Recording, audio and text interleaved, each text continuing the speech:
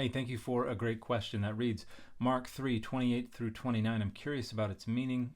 What exactly is blasphemation against the Holy Spirit, and why is it unforgivable?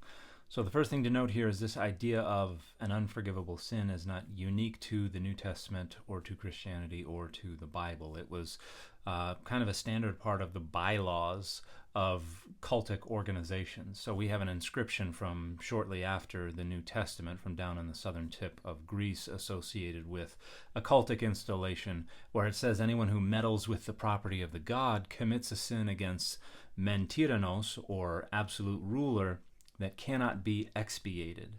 And so this is a part of this organization's bylaws.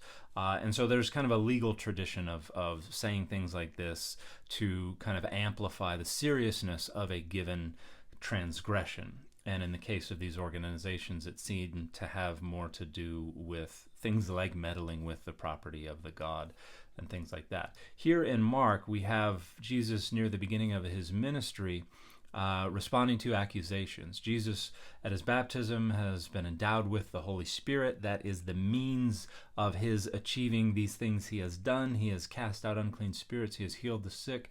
He has forgiven sins. And then his accusers come and say, you do all this by Beelzebul, the prince of demons. And Jesus responds, how can Satan cast out Satan? And so in verse 30 it explains, he says this because they said he had an unclean spirit. So the context here is they are accusing him of doing what he has done by the Holy Spirit, by the power of Satan. In other words, they're calling the Holy Spirit satanic. And so that is the blasphemy of the Holy Spirit in this passage that is unforgivable. And we see something interesting in comparing the way this story is told between Mark and Matthew and Luke. Mark says, all sins will be forgiven the sons of man, or humans. Oh yeah, there's one sin that won't be forgiven, which is kind of an odd juxtaposition. In Matthew, we have two different statements. All sins will be forgiven men, except for blasphemy against the Holy Spirit. Any word spoken against the Son of Man will be forgiven, but blasphemy against the Holy Spirit will not be forgiven.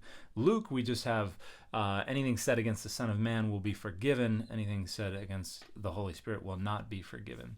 And so there's a complex relationship of these different tellings of this story to whatever was underneath, whatever the source for this was, whether you call this Q or something else. And a lot of scholars think that this goes back to an Aramaic saying that may have gone all the way back to the historical Jesus that probably originally just said, all sins will be forgiven men, just kind of a blanket universal forgiveness. But when it is deployed within this story in Mark, that's where we get the somewhat awkward addition of this, but wait, there's this one sin that won't be forgiven associated with blasphemy against the Holy Spirit, which again, in this narrative context, just refers to the accusation that what Jesus does by the power of the Holy Spirit is actually being done by the power of Satan. So blasphemy against the Holy Spirit here is accusing the Holy Spirit of being Satan.